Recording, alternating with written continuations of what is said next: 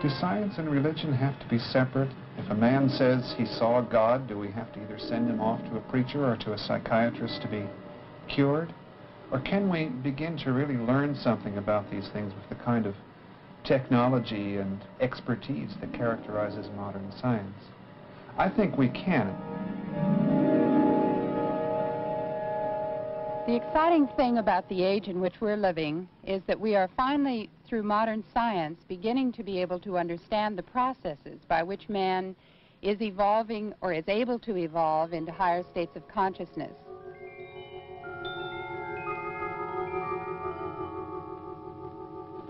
For a long time, people have been saying that the East is East and the West is West, and ne'er the twain shall meet.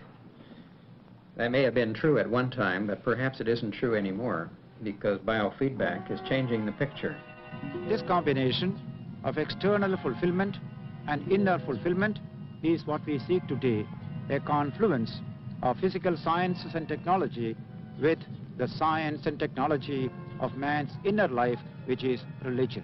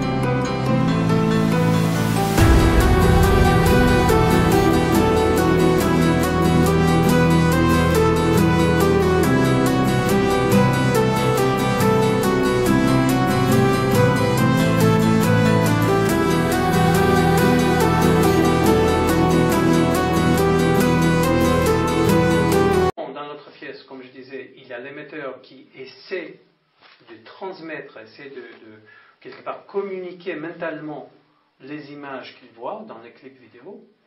Et à la fin de cette session, on va voir en fait si effectivement la personne a capté les bonnes images ou non.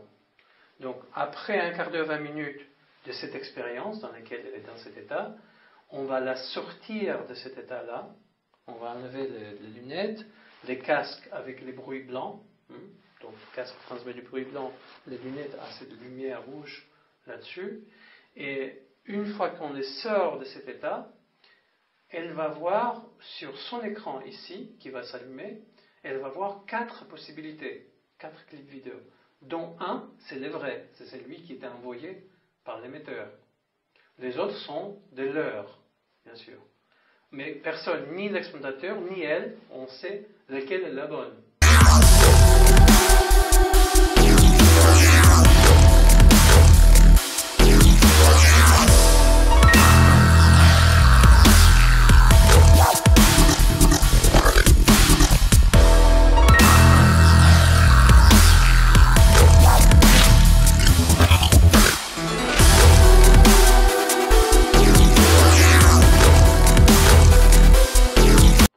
quel émetteur à eau qui c'est.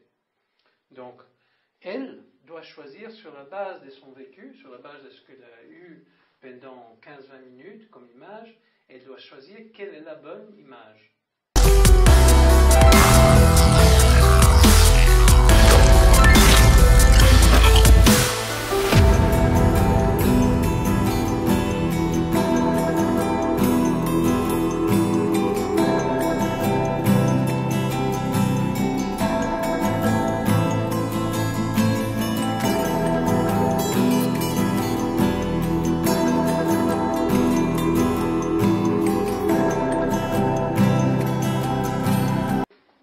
Généralement, la personne va prendre le temps d'étudier chaque image et par rapport à ce qu'elle a dit, on dit quelles sont les correspondances là. Là, vous avez vu, par exemple, vous avez dit dans cet état de conscience, hein, un petit peu hypnagogique, en demi-sommeil, vous avez dit que vous avez vu une scène de guerre.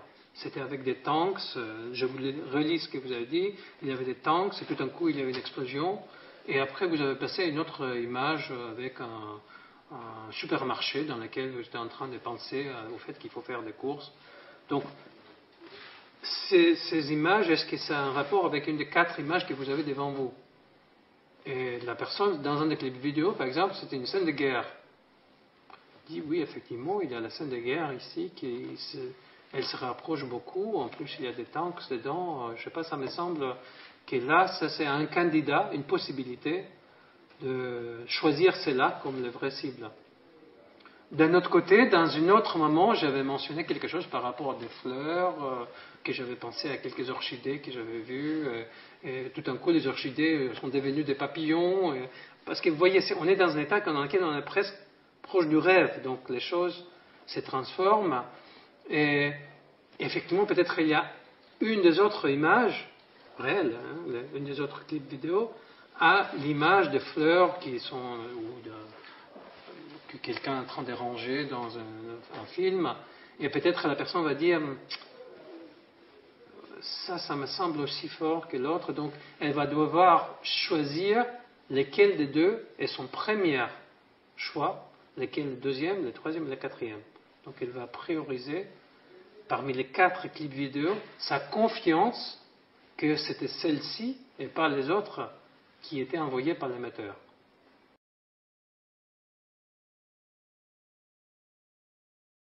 Est-ce que ça ne serait pas par hasard parce que le freudisme s'est imposé en quelque sorte en monopole rationnel sur tous les modèles psy en France spécifiquement?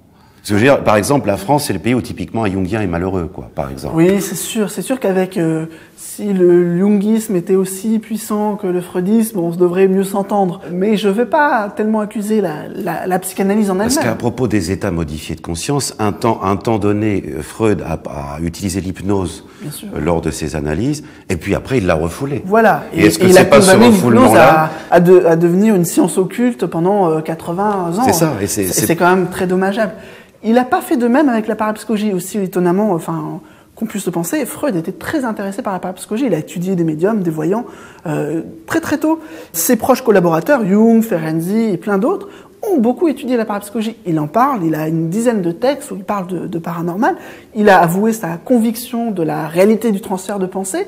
Il a poussé les gens à étudier cette question, sauf que les psychanalystes ont refoulé cet héritage. Alors ça revient alors récemment, il y a Michel Onfray qui se moquait de la parapsychologie freudienne et qui disait que justement Freud était devenu irrationnel de s'être intéressé à ce sujet, mais on peut en faire une autre lecture et actuellement le débat il est plutôt de voir en quoi ça a influencé la thérapie psychanalytique, c'est-à-dire la notion de transfert contre transfert, ces communications d'inconscient à inconscient, elles sont aussi découpées à partir de cette lecture des échanges télépathiques et empathiques. Et la psychanalyse, c'est vrai que c'est devenu un courant qui a ses résistances, mais je pense qu'aux États-Unis, ils ont eu des résistances du behaviorisme, qui ne voulaient pas du tout entendre parler de la conscience. Après, du coup, d'autres mouvements en psychologie, comme la psychologie transpersonnelle, qui a permis d'ouvrir la question de la spiritualité, qui est un mot complètement tabou, en faire un objet de recherche. voilà, il y a, je pense, des conditions de dialogue qui sont possibles aujourd'hui. Moi, je n'ai eu presque aucun souci à publier dans des revues de psychanalyse ou de psychologie ou de psychiatrie sur ces questions-là. C'est possible, je pense, puisque mon approche est clinique.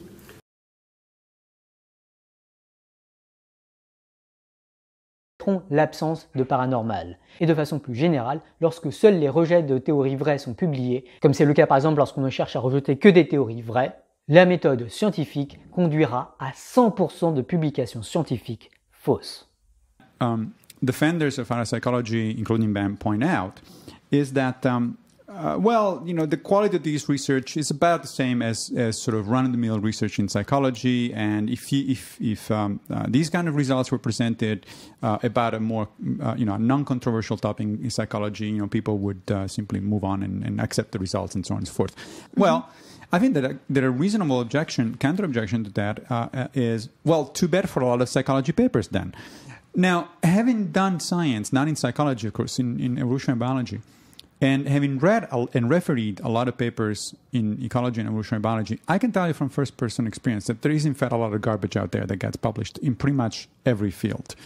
One of the main reasons I'm interested in the parapsychology studies is because of what it tells us about the way we conduct science in general. If you're nearly convinced, you know, just based on a priori, you know, scientific theory that parapsychology is really, really unlikely to be true, then this is kind of a useful test case for science. Like if our standard scientific methods give us significant results in these cases, then that tells us there's something wrong with the way we're doing science. And that includes the way we do science in lots of other subfields that aren't parapsychology.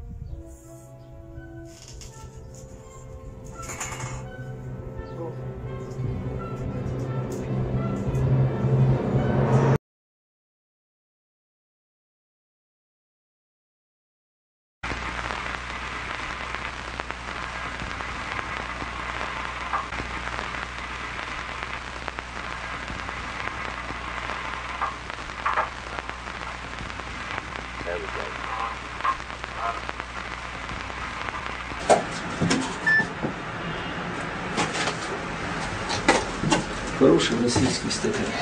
Ну вот.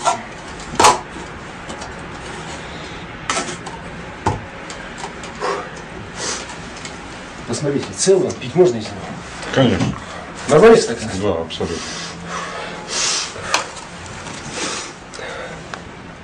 Видно будет на съемке? Да. Видно будет хорошо с двух сторон. Думаю, что да. Не облакай, пожалуйста, чтобы не наклоняться.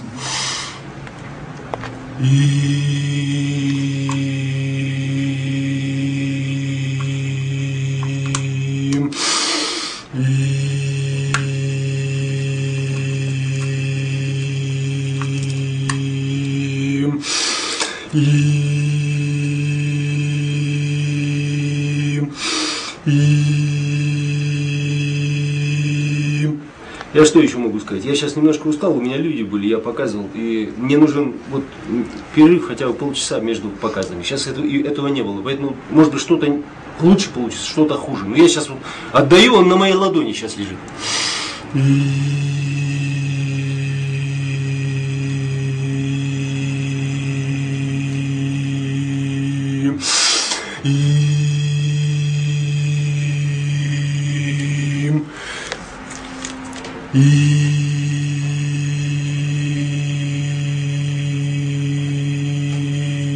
Устал.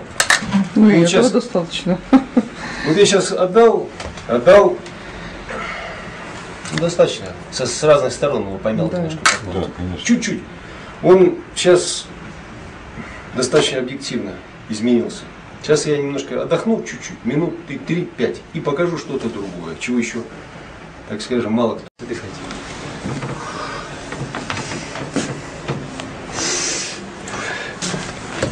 Вот теперь. Вот я его поставил сейчас. Сейчас еще немножко.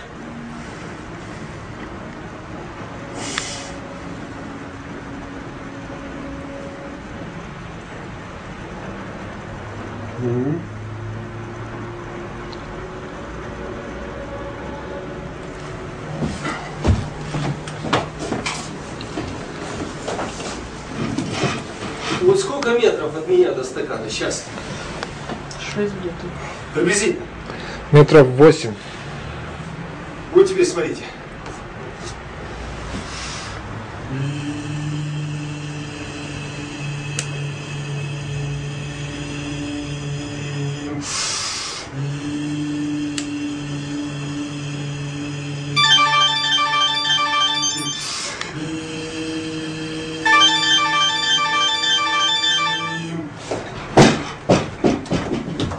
Было видно? Да, он сдулся и снова... Да. Через минут 40 получите подробную информацию по своей проблеме. Минут через 40.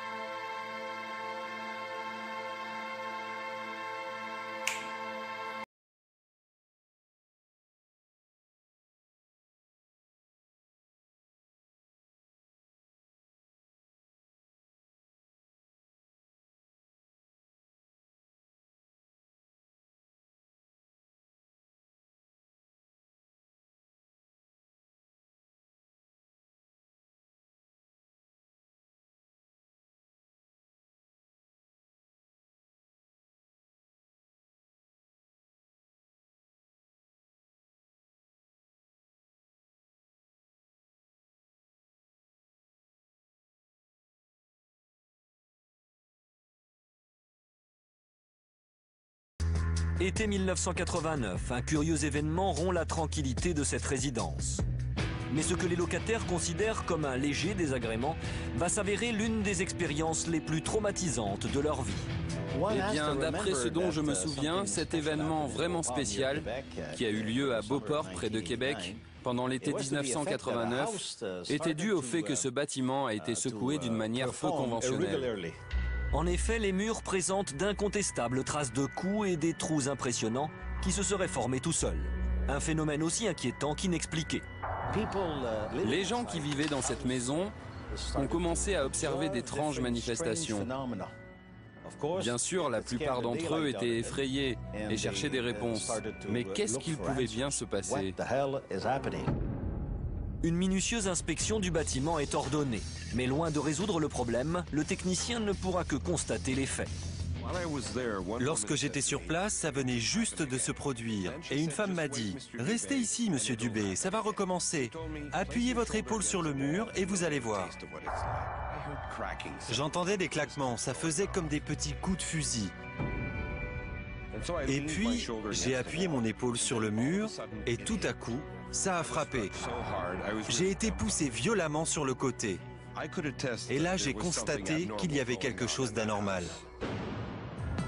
Aucune cause naturelle n'est mise en avant. Une explication paranormale est alors avancée.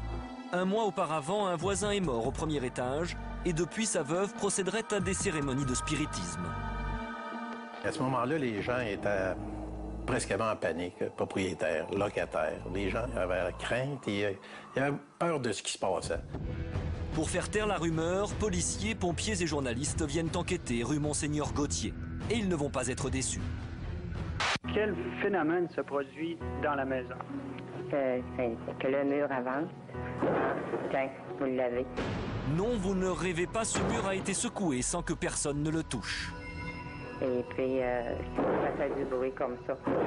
Des policiers ont été témoins du phénomène sans que personne ne se trouve dans l'autre appartement. Le plus surprenant, c'est qu'aucune raison rationnelle de nature géologique ou liée aux conduites d'eau et de gaz n'a pu être retenue. On a entendu un bruit fort à l'étage, comme un coup de poing dans le mur. On est monté, on n'a vu personne, on n'a rien vu, mais on a terminé notre expertise, puis effectivement, il n'y avait aucune trace de gaz naturel et de méthane dans l'édifice. Cet épisode plonge les scientifiques dans le désarroi. Les partisans du surnaturel, eux, piétinent. Un détail dérange. Si l'esprit de ce voisin décédé était à l'origine d'une telle violence, comment expliquer que le centre du phénomène ne se trouve pas chez lui, mais un étage en dessous, à côté du lit de cette petite fille de 12 ans? Vers 10 heures, j'ai été réveillée par un grand bruit. Quand j'ai vu le trou, je me suis enfuie le plus vite possible. Dans les années qui suivent, aucun médium ni prêtre exorciste n'a pu résoudre ce mystère. Les coups ont continué, redoublant de violence, jusqu'à ce que les locataires terrifiés décident de déménager. Tant que ce n'était qu'un mur qui était victime du phénomène, les autorités publiques toléraient la présence des locataires. Mais maintenant que plus d'un mur est touché ailleurs dans la maison, on ne prend plus de risques, on a exigé l'évacuation. Depuis cette évacuation, les coups ont totalement cessé. Des spécialistes ont finalement avancé la thèse d'un poltergeist déclenché par un ancien locataire des lieux.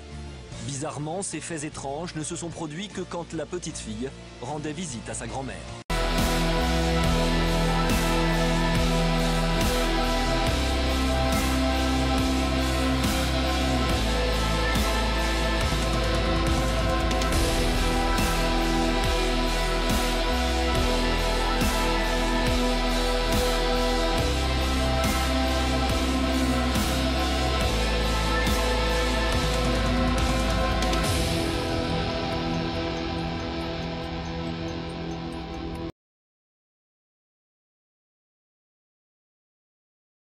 Bonsoir. Bonsoir. Merci d'être avec nous ce soir. Alors, on est d'accord, hein, c'est la première fois sur ce plateau que vous vous rencontrez. Oui. Tout à fait. Vous ne vous étiez jamais rencontrés auparavant? Non, jamais auparavant. En revanche, vous avez un point commun. Tous les deux, vous croyez à la télépathie. Oui. Et vous pensez être capable de transmettre ou de recevoir des émotions, des informations à distance. Tout à fait ça. D'accord. Alors, pour nous, vous avez accepté de tenter une expérience qui, je le crois, n'a jamais été tentée à la télévision.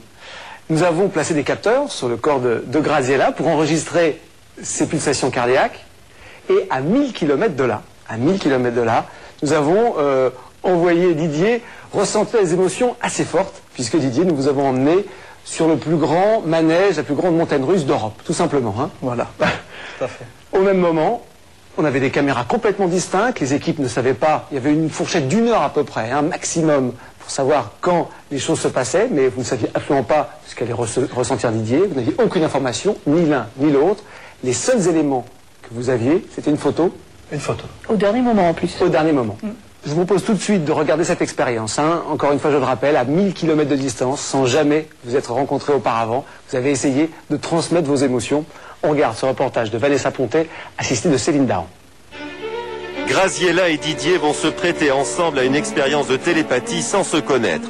Et sans même se rencontrer, ils vont tenter de communiquer par la pensée à près de 1000 km de distance. Didier sera à Paris, Graziella à Nice. Il est 11h30, nous accompagnons Graziella dans un cabinet de cardiologie niçois. À notre demande, le cardiologue va la brancher sur un électrocardiogramme pendant toute la durée de notre expérience, soit environ 1 heure. L'élément essentiel de l'expérience d'aujourd'hui, c'est de voir s'il y a une répercussion sur le rythme cardiaque pendant votre expérience. Donc on peut s'attendre à des accélérations du rythme cardiaque, on peut s'attendre à des ralentissements qui sont le témoin du rôle du cerveau sur la régulation de la fréquence cardiaque et de l'activité électrique du cœur. De son côté, Didier arrive tout juste de Bruxelles. Nous le conduisons immédiatement dans le plus gaulois des parcs d'attractions, situé en région parisienne. Dans moins d'1 heure, il devra monter à bord du plus impressionnant Grand 8 d'Europe. Projeté à plus de 80 km/h avec 7 fois de suite la tête en bas, Didier essaiera d'envoyer son stress par télépathie à Graziella, qu'il ne connaît même pas. C'est pourquoi nous lui remettons la photo de Graziella. Il la voit donc pour la première fois et on se demande bien comment il va pouvoir communiquer avec elle. Maintenant que j'ai reçu la photo de Graziella, je vais me concentrer sur son image et je vais essayer de lui communiquer le stress dû à l'expérience télépathiquement. Même chose à Nice, où nous remettons la photo de Didier à Graziella. Chacun connaît maintenant le visage de l'autre. Didier et Graziella n'auront pas d'autres informations. La jeune femme ne saura même pas quel genre d'émotion Didier tentera de lui envoyer par télépathie.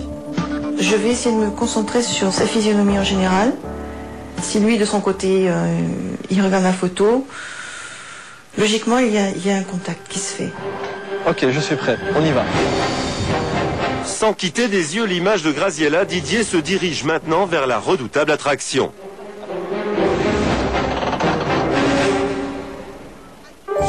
À Nice, Graziella, détendue, se concentre sur le visage de Didier. Notre équipe filme les moindres battements de son cœur. C'est parti. Il est 12h30 précise. Pour Didier, l'expérience de télépathie va durer à peine 1 minute. Malgré la vitesse, il reste très concentré sur la photo de la jeune femme.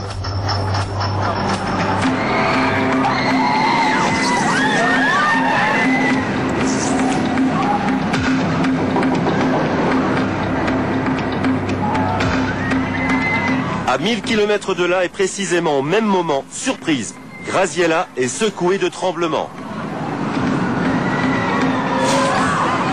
Elle ne sait rien de ce que Didier est en train de vivre. Et pourtant, son corps semble bien réagir à quelque chose. J'ai des spasmes bizarres.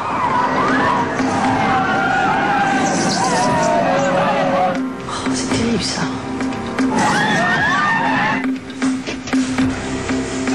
Après 1 minute de grand 8 effréné, pour Didier, l'expérience se termine enfin. Il est temps de lui demander ce qu'il a ressenti. L'image que j'ai pu avoir de Graziella pendant le trajet était assez nette, assez précise, et je pense, en tout cas je pense, que j'ai pu lui transmettre quelque chose, en tout cas, des émotions, des sensations, quelque chose. Je n'ai pas eu d'image. Non, j'ai ressenti, comment dirais-je, ça m'a perturbé à un moment, comme quelque chose, enfin c'était désagréable, voilà. Le sentiment général, c'était désagréable. Ce n'était pas amusant, ce n'était pas drôle, ce n'était pas triste, mais ce n'était pas agréable, c'était désagréable. Et à un moment, je pense que j'ai dû avoir une peur, quelque chose qui m'a fait peur, parce que j'ai eu comme une décharge d'adrénaline. Vous voyez, voilà, c'est la seule chose que je pourrais donner.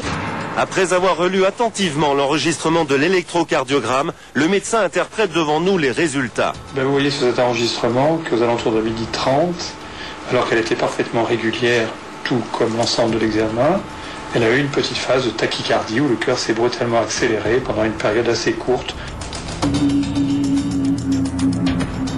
À l'évidence, elle a fait un petit trouble du rythme que nous avons enregistré, qui se voit généralement lorsqu'on a un stress ou une émotion forte.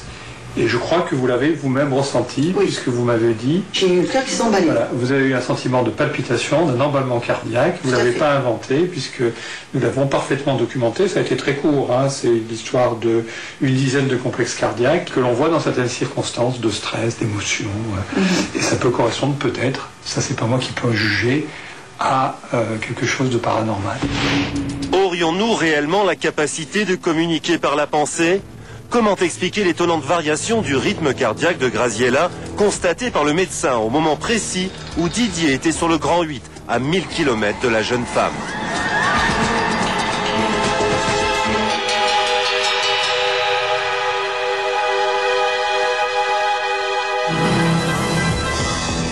Bon, alors on a été troublés, hein, on ne vous le cache pas, de ce résultat malgré tout.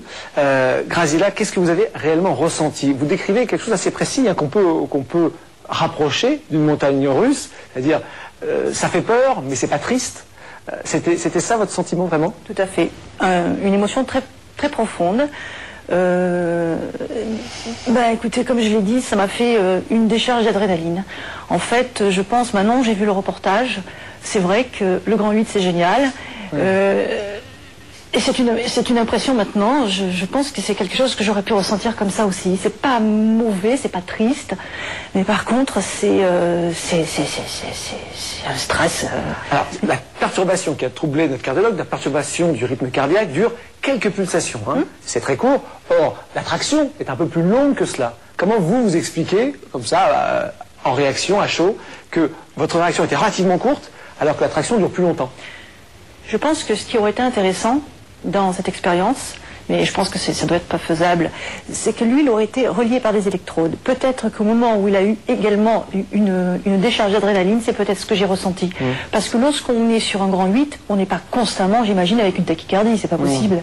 Je pense que j'ai peut-être capté ce moment-là. Didier, vous avez dit quelque chose d'étonnant aussi à la fin du reportage, c'est que vous étiez à peu près certain que vous aviez réussi à transmettre quelque chose. Comment vous pouvez avoir ce sentiment, cette conviction? En fait, à partir du moment où, pendant l'attraction, toute la durée de l'attraction, j'avais réussi à visualiser le visage de Graziella, je suis presque certain que tout ce que je peux ressentir ou toutes les idées que je pourrais émettre vont atteindre la personne, donc, et ici notamment Graziella. Pour vous, est-ce que tout le monde peut le faire? Est-ce que vous pouvez envoyer des informations? En ce qui me concerne, je pense qu'il n'y a rien de surnaturel à tout ça. La télépathie ou autres phénomènes dits paranormaux ne sont régis que par des lois naturelles, qui c'est vrai, ces lois nous ne les connaissons pas bien ou nous les connaissons mal, ou pas du tout, mais qui existent. Je crois que tout le monde peut avoir accès à ces phénomènes, pour peu qu'il y prête attention, qu'il s'y intéresse et qu'il aille chercher au plus profond de lui-même. C'est de la concentration? C'est de la concentration, oui. Ce sont peut-être des techniques un peu particulières, de la respiration, de la visualisation. Merci Didier d'avoir, et Graziella bien évidemment, d'avoir tenté cette expérience avec nous.